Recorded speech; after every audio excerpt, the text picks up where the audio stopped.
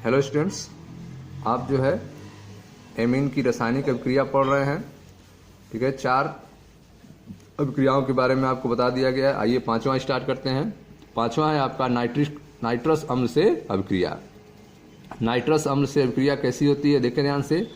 खनिज अम्ल एवं सोडियम नाइट्राइड की अभिक्रिया से स्वस्थान बनाई गई तीनों वर्गों की अमीन नाइट्रस अम्ल से अलग अलग तरह की अभिक्रिया करती है।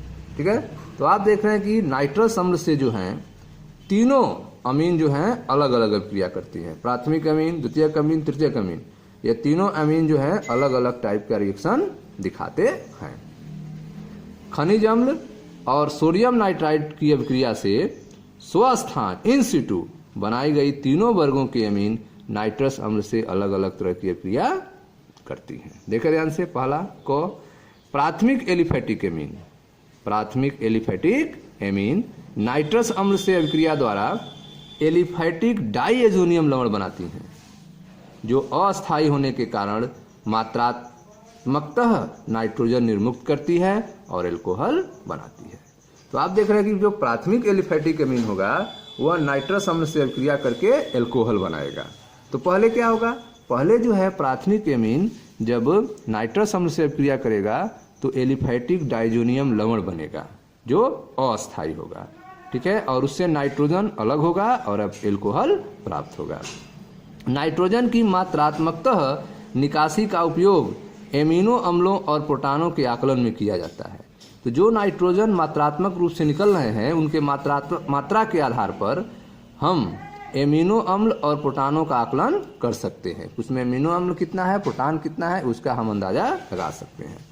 देखिए ध्यान से, यह आपका प्राथमिक एलिफेटिक एमीन है RnH2। इसकी अभिक्रिया आप करा रहे हैं नाइट्रस अम्ल से HNO2 से। ठीक है, यह आपका सोडियम नाइट्राइट है, सोडियम नाइट्राइड NaNO2, और यह खनिज अम्ल की उपस्थिति में, Cl की उपस्थिति में। तो यह आपका एलिफेटिक डाइजोनियम लवण बन रहा है RN2Cl।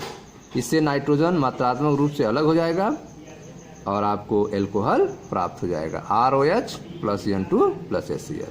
तो इस तरह से प्राथमिक एमीन की अभिक्रिया जब नाइट्रस अम्ल से कराते हैं, ठीक है, HNO2 से कराते हैं खनिज अम्ल और सोडियम नाइट्राइट की उपस्थिति में, तो आपको पहले एलिफेटिक डाइजोनियम लवण बनता है। ठीक है, फिर जो है आपको एल्कोहल प्राप्त होता है।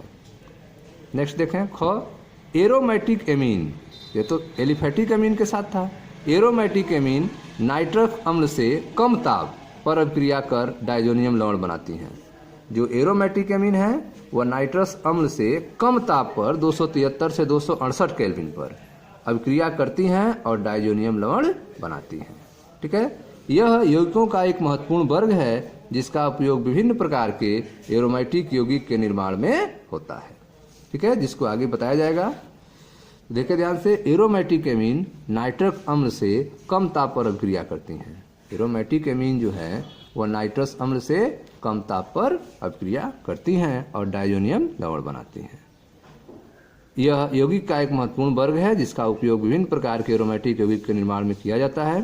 देखिए ध्यान से, यह आपका एनिलीन है C6H5NH2। यह एरोमेटिक एमीन है आपका एनिलीन। इसकी अभिक्रिया आप देख रहे हैं NaNO2 + HCl कम ताप 273 से 278 केल्विन पर कराई जा रही है, जिससे आपको बेंजीन डाई एजोनियम क्लोराइड बन रहा है C6H5N2Cl, benzene die azonium chloride, और आपका सोडियम क्लोराइड बन रहा है, जल बन रहा है। ठीक है, द्वितीयक और तृतीयक एमीन नाइट्रस अम्ल से भिन्न प्रकार से अभिक्रिया करती हैं। तो जो द्वितीयक एमीन और तृतीयक एमीन हैं वह भी नाइट्रस अम्ल से अभिक्रिया करती हैं, लेकिन वह भिन्न प्रकार से अभिक्रिया करती हैं।